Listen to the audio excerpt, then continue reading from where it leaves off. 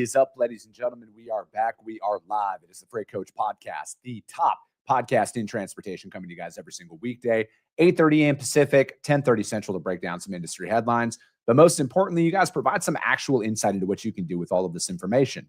If this is your first time tuning in, welcome. This is the real side of freight, ladies and gentlemen. And I do say that before every single show. And what I mean by that is I only speak with transportation professionals, because at the end of the day, I want to talk to the right individuals who have done what you're looking to do or who are currently doing what you're trying to achieve. So you can take that information, apply it, utilize it, and see a meaningful difference in your business and your life. Happy Thursday, everybody. I got a very special guest for you guys. I'm going to bring him up in a minute, but from a branding perspective, these guys are everywhere. I have so much respect for what they do for the industry as a whole, but going out there, being visible, and just showing what it really takes to get a brand off the ground from nothing. These guys are, if you want to go out there and start anything in social media, follow what these guys do. They have literally laid out a playbook for people to follow and to get their brand out there and to really get recognition and in front of as many people as possible. And he's also a really awesome guy as well,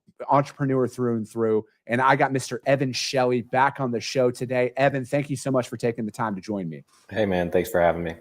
Dude, so I gotta right away. When's the truck coming out on the road, man? I see the progress pictures. You guys literally bought my dad's first semi, like that. Really? International Transtar, the Pro Star, was my dad's first semi. Was that a 78 or a 79?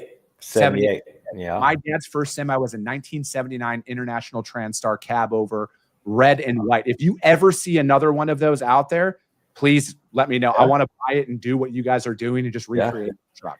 Yeah, it's been an awesome experience. We had talked about it for a couple years, and Chad Keegan was, I think he had just popped into the clubhouse for a day or so, was traveling through, and we were just sitting around talking here at the clubhouse, and I was like, man, we've been wanting a cab over for a while. And he's like, I think I've got one that's close to my house in Ohio. And he looks it up and he's like, yeah, it's still available, da da da. And long story short, he drove home the next day. He's like, man, it must have just sold or something. I can't get in touch with the guy. And he was on the lookout for like another week, and one popped up that had two owners, always been a kind of a farm truck hauling, I think it was hay or something, and 127,000 miles on a 1970. I swear. Yeah. And he found it. I don't even know if it was listed publicly, but he somehow found it. And he's like, you better pull the trigger right now or you're going to miss this. And we did, like within an hour, and got it.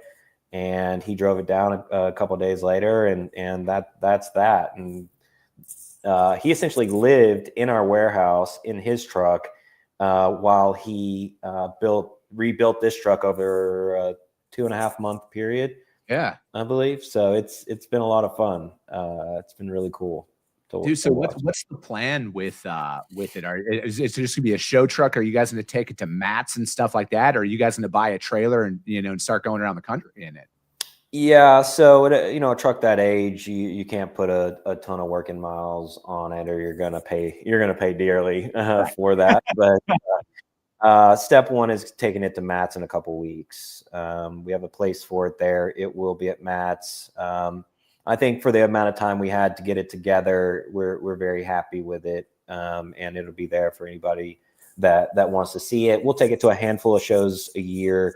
We won't work it too hard. Those older trucks, you start putting some working miles on them, and we're gonna end up with a lot of issues. So we're gonna baby it around, park it here at the clubhouse. No, dude, I love it. I think that is one of the coolest builds that I've seen. Again, like I have such a soft spot for international trucks, because that's like all my dad drove, and especially the cab overs. I wish they could somehow make it fuel efficient to bring cab overs back on the road, man. They are just the sickest trucks out there. Yeah. It's not even close, man. I love cab overs. It's unbelievable, the following for cab overs. And I'm not talking about us. I'm just talking about in general. You look across, Chad's kind of known for it. Chad Keegan, he's big on YouTube and a few other channels. And there are people that aren't even in trucking, have nothing to do with trucking. They just love it. There's something that excites people about it. And I know we kind of learned from rebuilding ours and documenting the whole thing. You know, we got millions of views across just the rebuilds and posting about it. And it's a lot of positivity, which is good to see. You know, people are really just bringing back kind of that old school trucker mentality spirit, a lot of positivity. And you get these people kind of telling their own stories about owning one. And it's really cool. We've been super happy with the entire experience. No, man, I love it. And it just goes to show though, right? Just from a branding perspective and on social media, it only takes like one video to, you know, and I follow Gary Vee like religiously, and he was just giving a speech the other day, and he had one of these clips on his, and he was like, it took me 20 some years to build up the following that I have. He's like, now in today's environment, you can start a TikTok today, post the right video, it goes viral, and you can get 15 million followers overnight. And all of a sudden you have a legitimate business on your hands with it from a branding perspective. And I don't think enough people harness the real power of it. And, you know, you guys are truly that boots on the ground thing, man. Like your guys' team is out on the road nonstop, truck stops all across the country, parking lots where you guys are at all across the country. And it's telling that driver's story from the seat. And, you know, like as a trucking loyalist, right? Like I grew up in this stuff, man. I still get chills every time I hear a Jake brake coming down, man. Like the smell of diesel to me, it's so nostalgic. And it's like to see you guys doing that from a branding perspective and like the overall messaging of what you guys are about, man. I love it, right? Because it's like when you just look at the safety aspect of the service you guys provide, you know, giving drivers a safe and secure spot to park at night in some of these highly congested areas that are out there. And then furthermore, you have a business, like a revenue stream created for the property owners that are out there, right? How many empty lots are sitting there across the country where people are just essentially paying property taxes on it for nothing, you know? So it's like there's a real viable business model where you guys are kind of attacking it from both angles. Yeah, I mean, to your first point, you know, I don't come from the industry. And that meant I needed to immediately become immersed in the industry, going to events, going out on the road, doing ride-alongs. Half our team are former drivers. Several of them still have their CDLs. So that really guides the culture. It creates, you know, really an understanding for what drivers and owner-operators, carriers are doing out here. So I really, where I immerse myself and my team immerse themselves. I mean, just like right here at the clubhouse, we park 50 or so trucks here. We have people every single day walking in the clubhouse that have parked with us all across the U.S. They sit down, they tell their story, they give us feedback, right? We just dive in, and that was a requirement for this company to be successful. And it's, you know, we've gotten decades of experience in just a couple years. And yeah, it has really, you know, formulated the company we have today. I didn't have all the answers the first day I started this company. I didn't have all the answers the first year. I still don't have all the answers, but we continue to pivot based on feedback from what we call our trucker members and our property members. Mm-hmm. I think that's, you know, one thing.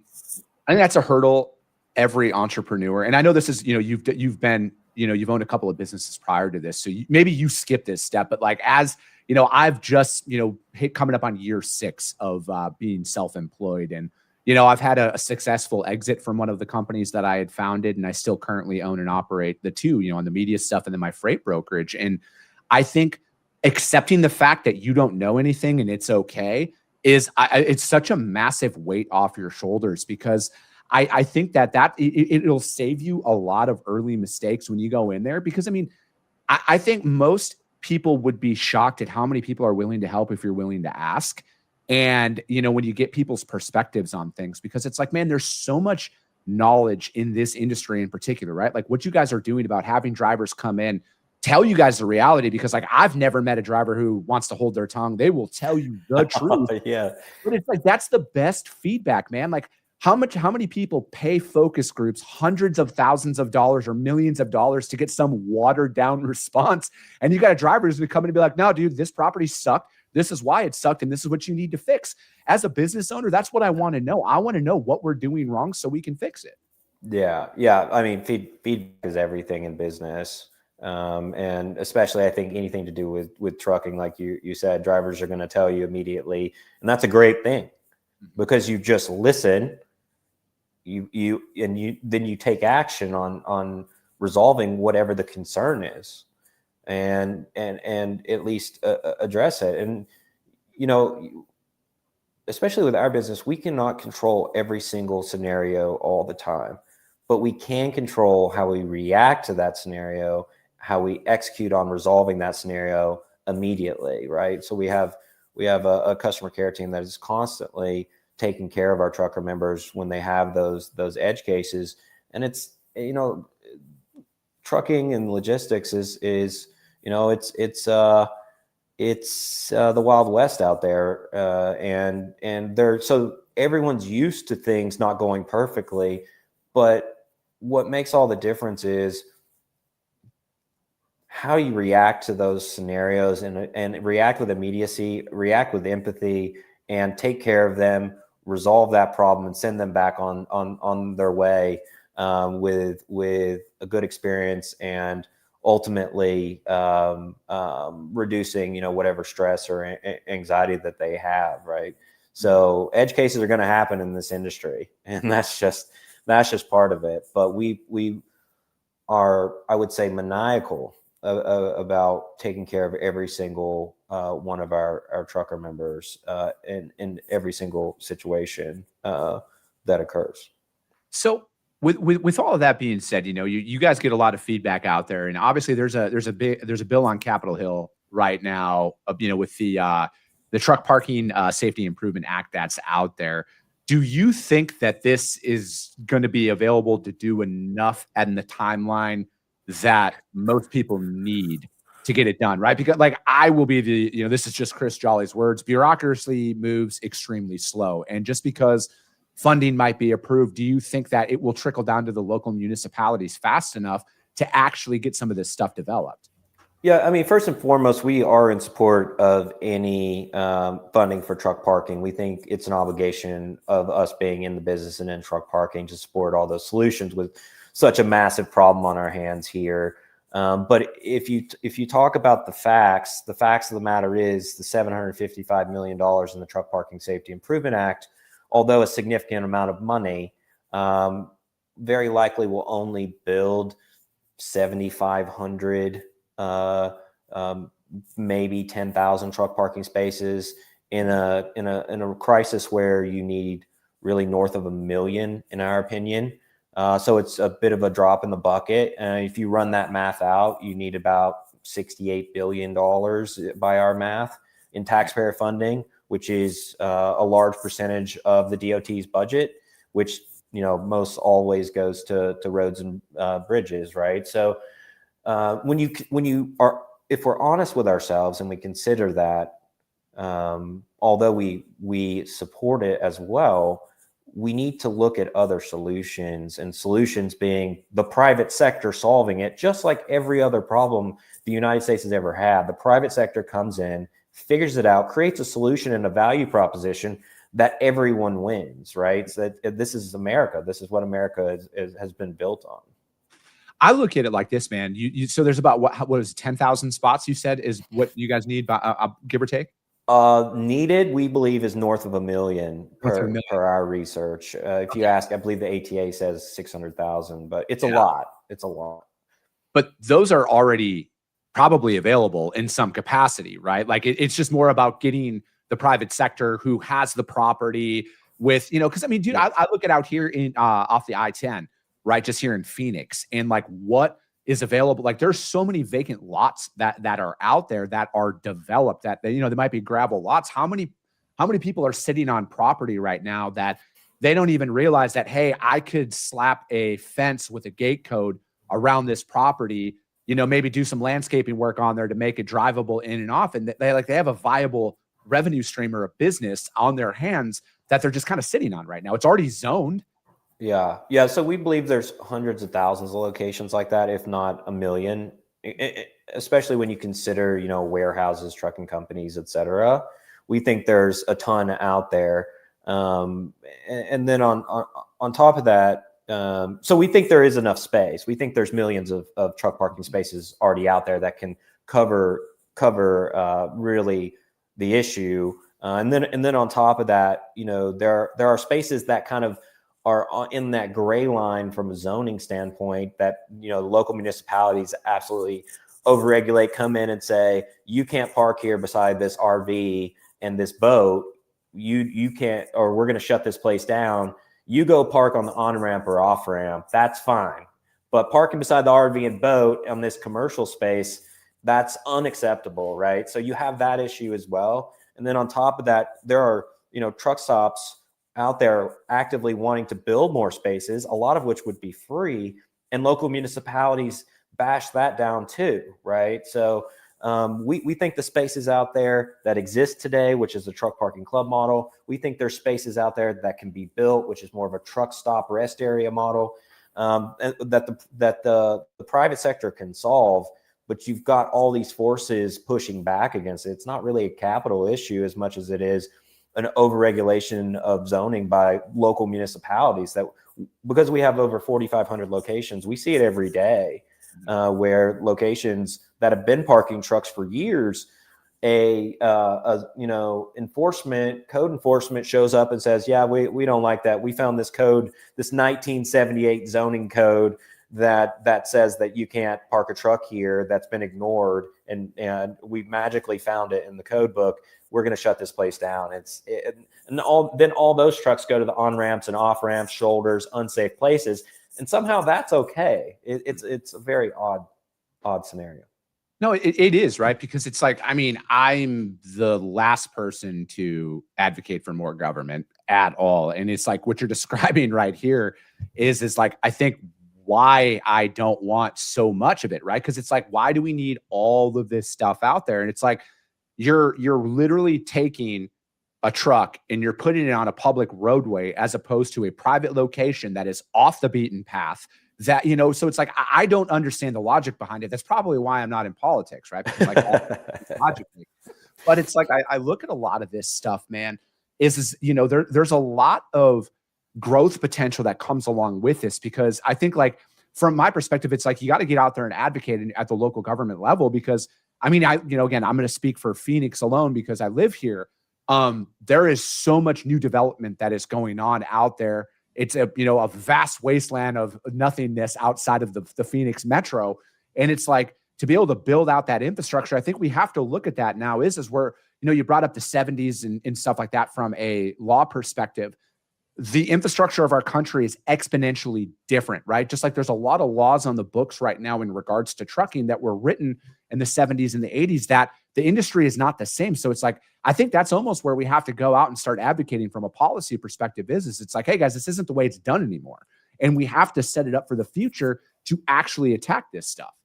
Yeah, to create long-term change, like I said, we support all funding for more parking, but to create real long-term change and a solution to the truck parking issue, if you zoom in to the real issue, it's overregulation by local municipalities, and we have to advocate for change at these local municipalities to create a long-term solution to this issue.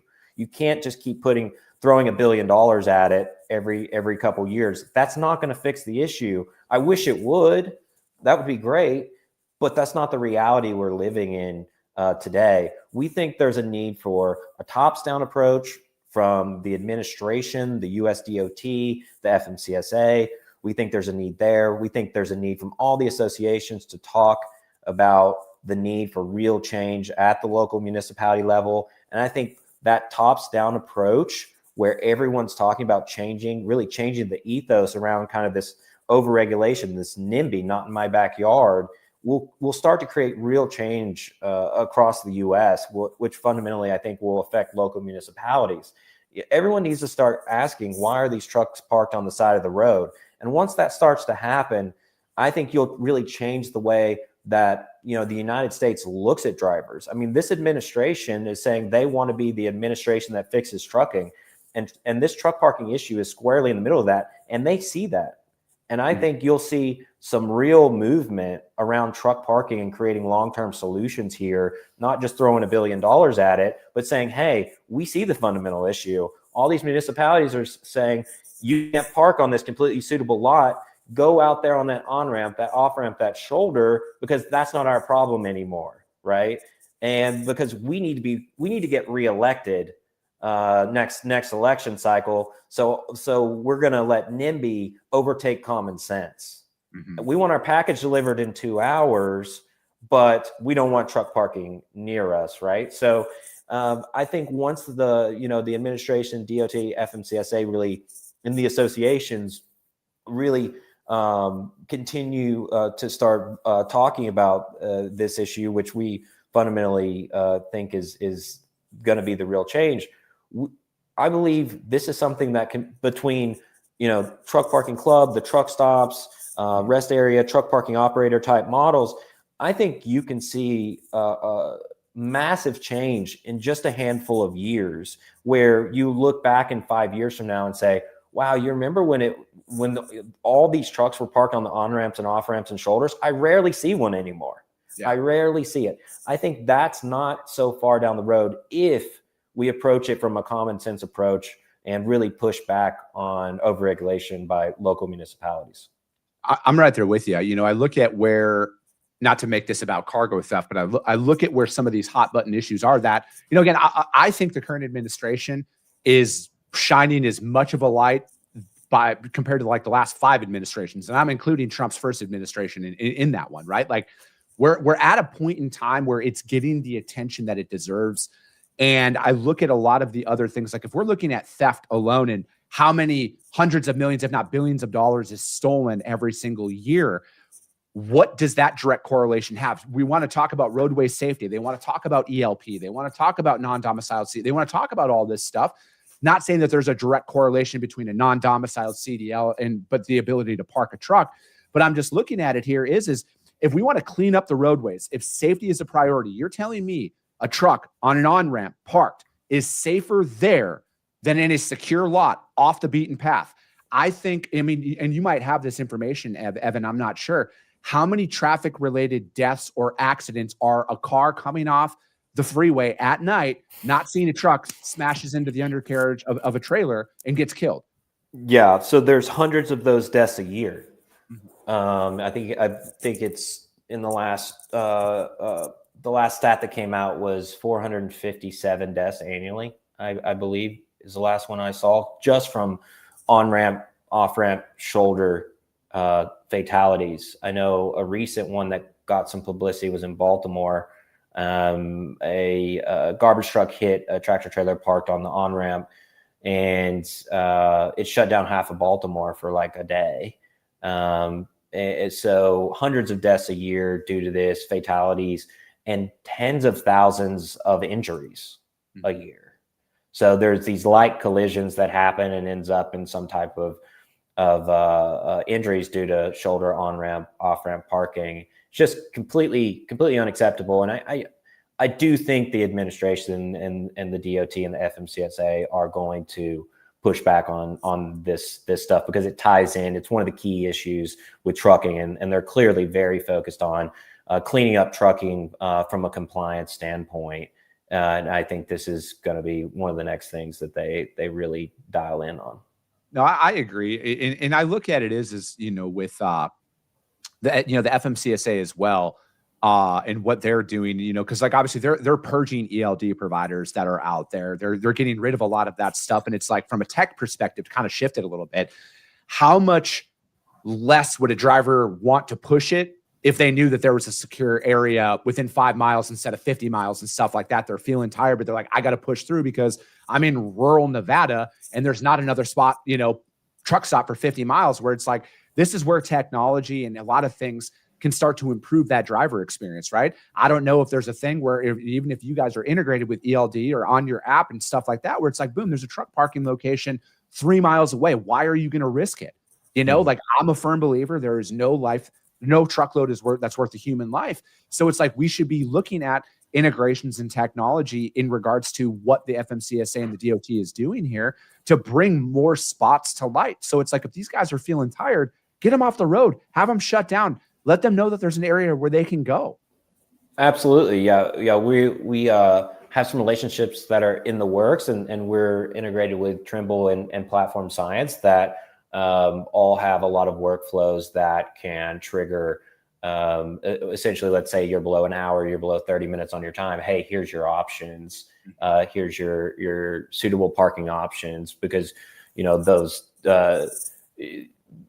you get below 30 minutes on your time and you're in the wrong spot. There's a high likelihood you're parking in an unsafe, illegal spot that could result in, things ranging from cargo theft to nuclear verdicts to fatalities, right? So I think carriers, especially conversations with some of these mega carriers, are extremely focused on this. And now that with the network that we've built, with the options that we've built, and then you've got other apps that are doing a good job of showing available free parking as well, there's a lot of solutions to getting drivers safely parked. And you've kind of got all the tools there now that, 5 years ago, a mega carrier didn't really have a great answer, right? They didn't have all the tools. And it's like, we don't want them parking on the on-ramp or off-ramp, but we don't have a great answer either. Let's push on the government to build more rest areas,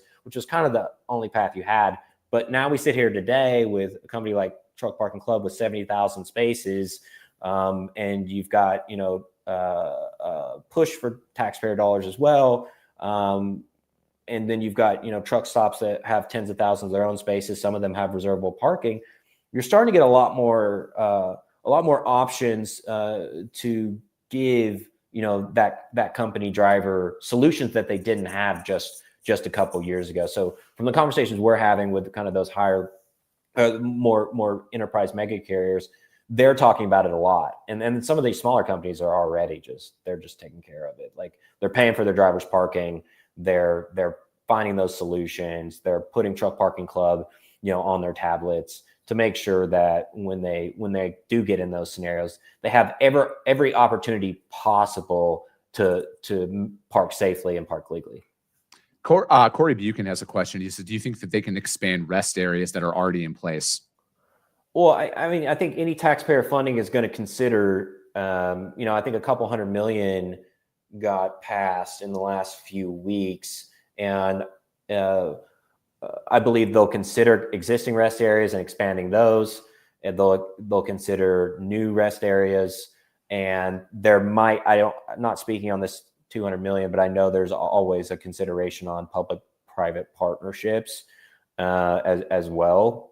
So it'll get allocated across those areas. But I think they're probably always considering the idea to expand, because it's probably, in theory, easier. But what I think you'll find is a lot of these rest areas have bought in the minimal amount of land possible, so they'd have to go in and acquire more property and then build on that property. But I think all things probably are considered, but I can't really speak. It's probably going to be a DOT to DOT, state DOT basis on how they're going to allocate that. Perfect. Evan, I appreciate your time, man. Hey, how does anybody, if you guys can't find Truck Parking Club, you're not on social media and trucking, but what's the best way for people to reach out to you guys? Website, app? What does that look like? Yeah. At this point, just hit us on our website, truckparkingclub.com, or app, Truck Parking Club. And then all of our socials are in the footer. Our contact us is in the footer.